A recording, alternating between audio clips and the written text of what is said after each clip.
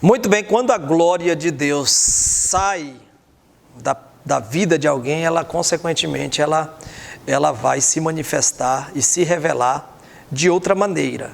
Então existem faces dessa presença do Senhor e existem consequências do abandono do Senhor para templos, como foi comentado aqui ao professor Fábio, né? Nós vemos em Mateus 24, verso 1, e quando Jesus ia saindo do templo, aproximaram os seus discípulos e lhe mostraram a estrutura do templo. Jesus estava abandonando, saindo. Pela última vez esteve ali. E literalmente ele estava deixando aquele lugar à mercê daquilo que estava sendo praticado por aqueles que estavam ali, dizendo que estavam servindo a Deus, mas estavam totalmente fora do propósito daquilo que honra, que glorifica o nome do Senhor. Terceiro subtópico, vamos com o diácono Fábio Júnior. Por fim, a glória de Deus se pôs sobre o Monte das Oliveiras.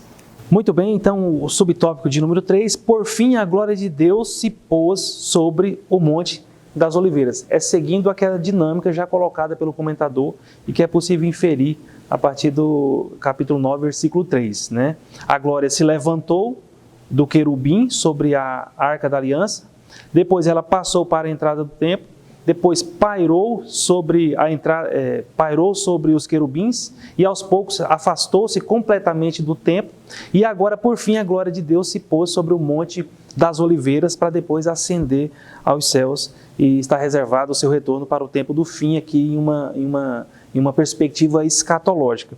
E aí o comentador traz uma curiosidade para nós, você que é leitor da Bíblia já deve ter percebido isso, que Jesus, da mesma forma, chegou um momento que ele já aproximando-se da sua partida daqui, né, da sua ascensão, ele foi no templo de Jerusalém, ensinou a todos, curou pessoas por ali, e depois disso ele passou pelo processo de crucificação e Lucas registra que ele ascendeu aos céus. E Lucas também registra em Atos, isso no Evangelho de Lucas, né? Finalizando ali, ele ascendeu aos céus. E no livro de Atos também, que pode ser entendido como uma complementação, uma continuidade ali do Evangelho de Lucas, nós vemos também que o Senhor Jesus, ele ascendeu aos céus a partir do Monte das Oliveiras. Então, tal qual a glória do Senhor foi retirada lá do templo, no templo de Ezequiel, e após essa sua retirada houve a destruição do templo, da cidade, de igual modo Jesus também, que vaticinou que não ficaria pedras sobre pedras naquele templo do rei Herodes ali, construído por Zorobabel, ampliado por Herodes. A glória do Senhor, representada na pessoa de Cristo, também saiu daquele templo e ela ascendeu também, ela foi lá para o Monte das Oliveiras e ascendeu ali a partir do Monte das Oliveiras e fez uma promessa de que retornaria também àquele mesmo local, aqueles que estavam assistindo aquela cena gloriosa.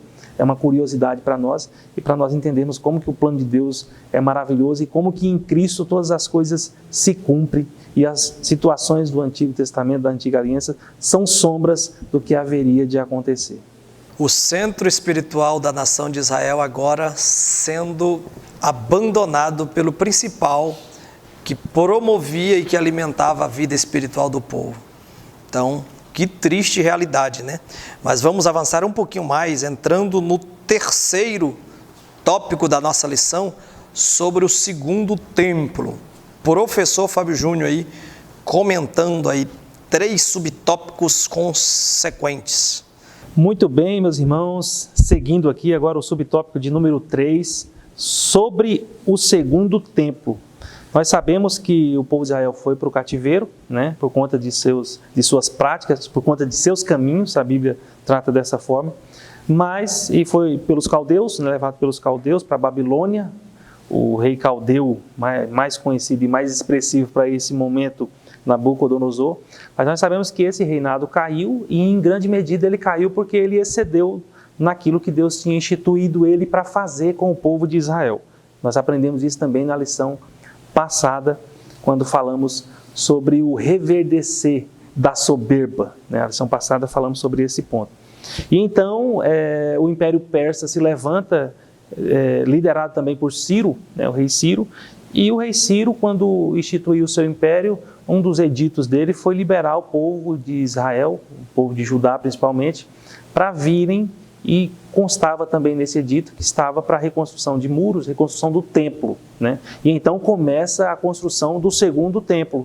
O segundo templo, a reconstrução dele foi liderada por Zorobabel, como nós vemos aí no subtópico de número 1 e nas referências de Esdras, capítulo 6, versículo 15. Então nós vemos a construção do segundo templo por Zorobabel. Não tinha o mesmo, esse segundo templo não teve o mesmo esplendor do primeiro templo, não era tão grandioso quanto o primeiro, quando ali nos momentos iniciais de sua construção. E então, no tempo de Jesus, alguns anos que antecederam a vinda de Cristo aqui na terra, a sua encarnação, nós vemos o templo Herodes, o rei Herodes, ampliando esse templo. Ele construiu o que nós frequentemente vemos na Bíblia, o chamado Pátio dos Gentios, foi ampliado, né, onde Jesus ensinou muito naquele ambiente. A maioria dos grandes ensinos de Jesus no templo foi no Pátio dos Gentios, ali onde estavam aqueles que não poderiam entrar no átrio das mulheres, não poderiam entrar no lugar do sacrifício e muito menos lugar santo ou o Santíssimo. Então ficavam ali no Pátio dos Gentios, um ambiente ampliado pelo rei Herodes. E então existia uma profecia de que a glória da segunda casa seria maior do que a glória da primeira casa, e de fato isso aconteceu, porque Jesus, enquanto esteve aqui, um dos ambientes que ele gostava de ir, ele foi enquanto criança, e ele ia também nas festividades que haviam ali, ele gostava de ir era no templo, ele ia cumprir a ritualística do templo, enquanto bom judeu que era. Jesus cumpria a ritualística. Então o retorno de Jesus, o retorno do Cristo ao templo, representa o retorno da glória de Deus, a presença de Deus entre os homens. João vai nos dizer, e o Verbo se fez carne e habitou entre nós. Então a glória de Deus se fez carne e habitou entre nós, esteve conosco. E as idas de Cristo até o templo representa a presença de Deus entre nós, e esta glória é muito maior do que a primeira, né? Se houve uma glória, uma manifestação grandiosa lá, aqui houve uma manifestação superior ainda, que era o próprio Deus encarnado naquele ambiente que foi separado para ele. E é importante pontuar que o templo era um lugar onde se exercia vários afazeres. Dentre eles, o templo era o lugar do perdão, que nós vamos ver no tópico posterior, algo a respeito dessa particularidade do perdão e a perca do sentido do templo de Jerusalém para os nossos dias de hoje. Muito bem colocado aí a presença de Jesus como o próprio Deus encarnado, e onde Jesus passava nós vemos aí as manifestações poderosas, em especial, de forma exclusiva e específica na vida das pessoas, que é o projeto original do Senhor, atingir o coração das pessoas e a partir disso atingir também a vida social, familiar, como nós vamos ver aqui no próximo tópico. Queridos, vamos para um rápido intervalo, continue aí conosco, tá? Aproveita para dar um like, para se inscrever no canal se você não é inscrito, Kairos TV, ajude-nos a alcançar alguns neste tempo. Vamos para o intervalo.